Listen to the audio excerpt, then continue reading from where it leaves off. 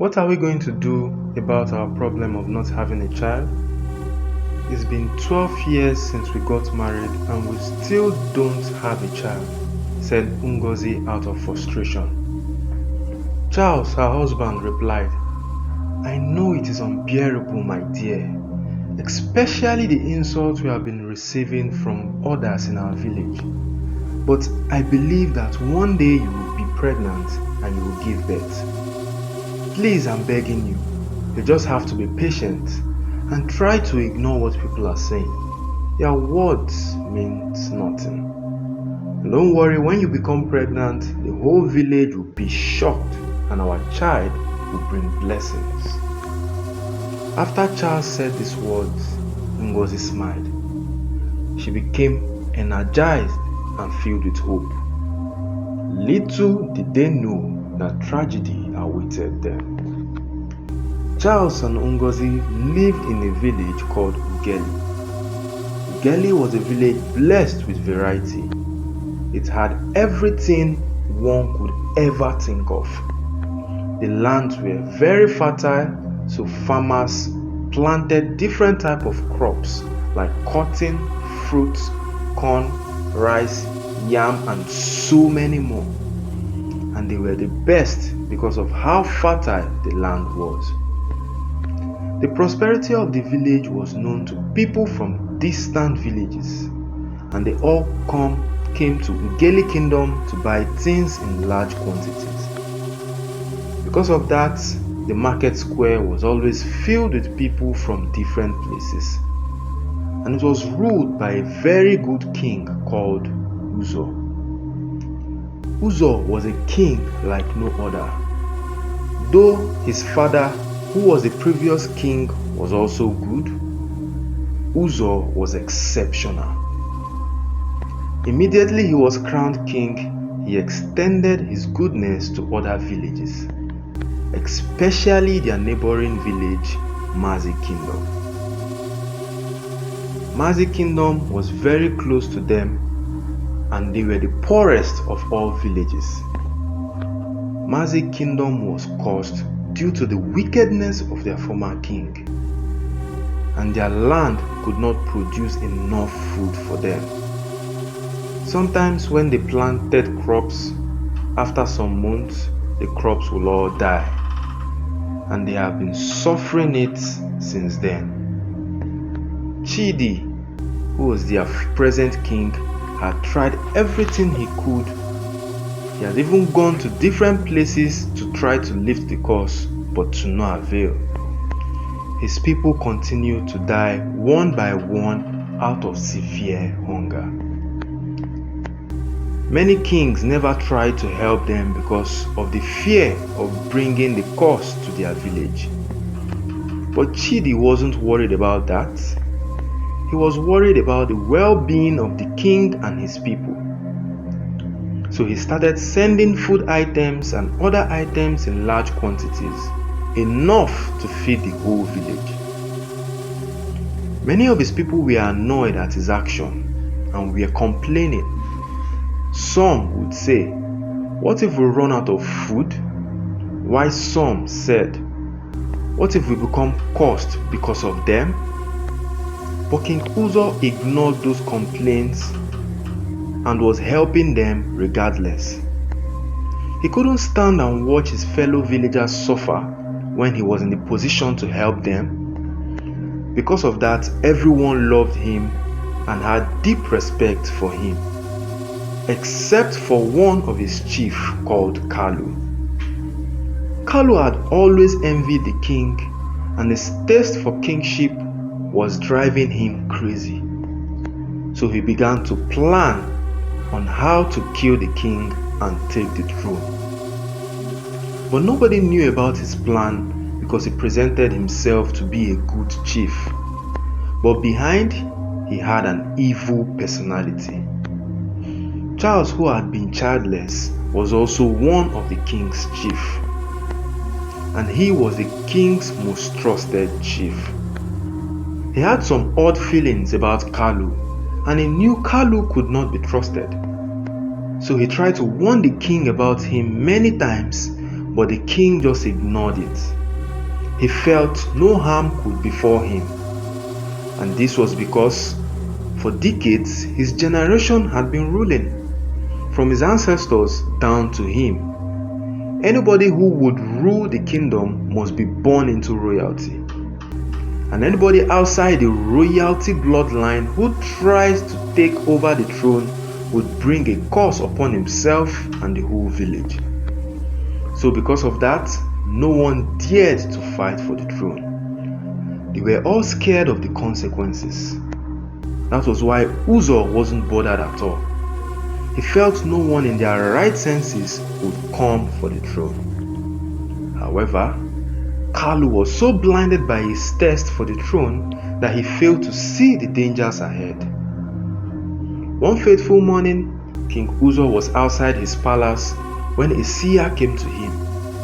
Uzo was surprised to see the seer because there had never been a reason for a seer to visit Mazi Kingdom. But Uzo welcomed him, saying, "Welcome, great one. Have a seat. What brings you here?" The seer replied, "Great problem awaits your people and your village, and you will die unless you follow what I'm about to tell you. In some few years, twins will be born. They will bring redemption to your village.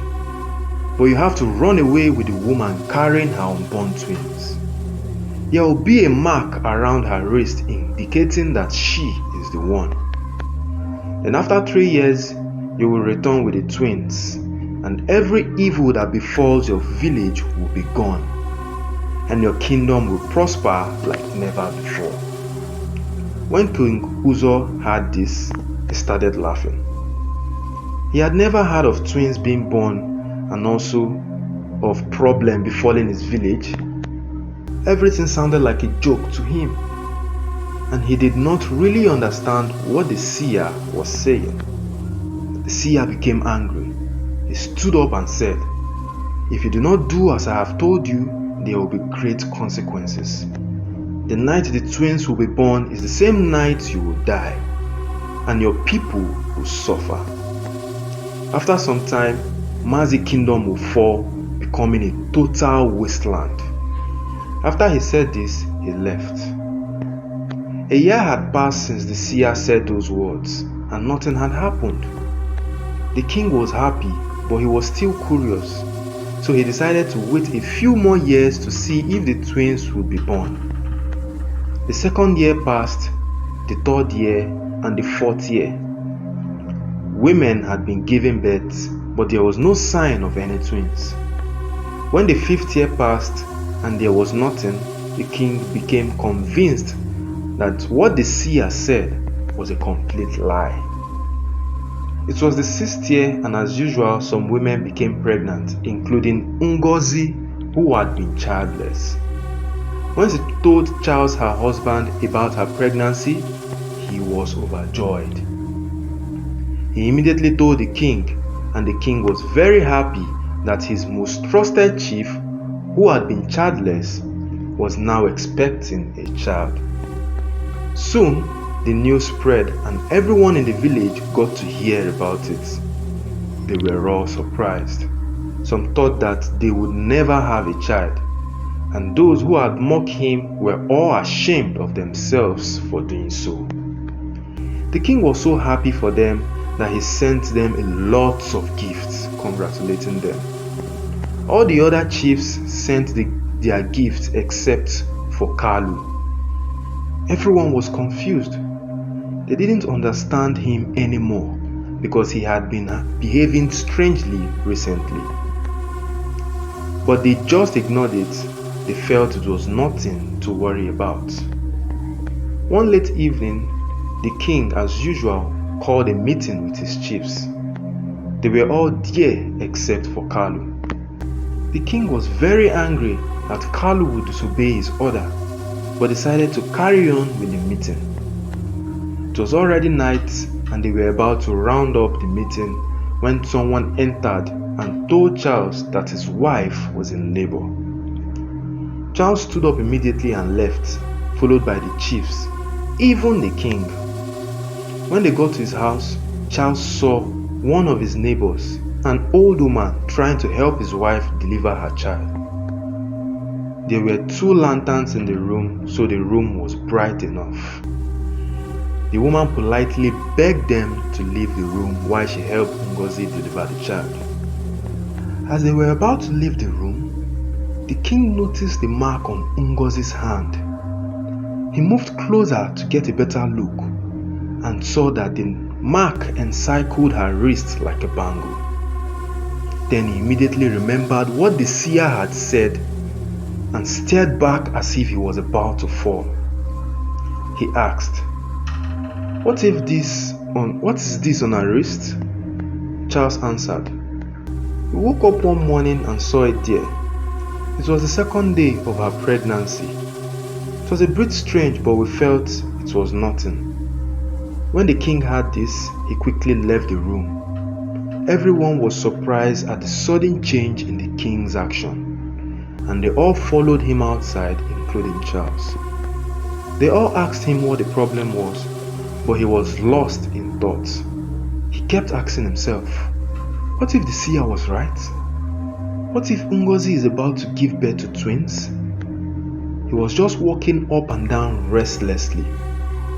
Seeing the whole situation, the chiefs tried to calm him down, and they kept asking him what the problem was. As he was about to explain, they heard the sound of a crying baby. They were confused because they heard the sounds of 2 crying babies. They immediately rushed inside with the king in front of them. They were all shocked and could not believe what they were seeing. Ngozi had just given birth to twins. But no one was more shocked than the king. Immediately he saw the twins, he remembered what the seer had told him. If you do not do as I have told you, the night the twins will be born is the same night you will die, and your people will suffer the consequences. His legs trembled and he fell to the ground, crying bitterly. He was filled with deep regret, wishing he could turn back the hands of time. He also wished he had listened to the seer, as he had now ruined both his life and the lives of his people. Please subscribe and watch out for part 2.